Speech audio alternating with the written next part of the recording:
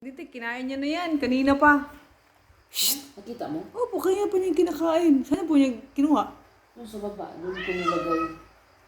Sabi niya, ano ba yan? Nasugatan na ng dila ko. Wala man ako nakukuha laman. Buto pala. Yung pala, doon. Doon siya nakakuha. Ay, doon ko pala nilagay. Ikaw akit bahay gang ka. Grabe kasi yung haba ng biyahe papuntang Bigos. Napagod ako ng gusto. Grabe ang pagod na ng katawan ko. Ano?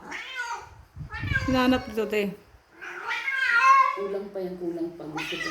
Gusto ganyan, Si te? Kuya Dandy, wala dyan. Shh, walang tao dyan. Wala dyan si Kuya Dandy. Baba. Baba. Wala si Kuya Dandy, wala pa. Baba. Tinatawag ka, te. Baba. Hanap si Kuya Dandy. Kasi bibigay sa kanya ng masarap na pagkain. Baba. Wala pa si Kuya Dandy. Wala pa si tatay. Magdadala siya ng food. Pero ibigay ko na yung isda sa kanya.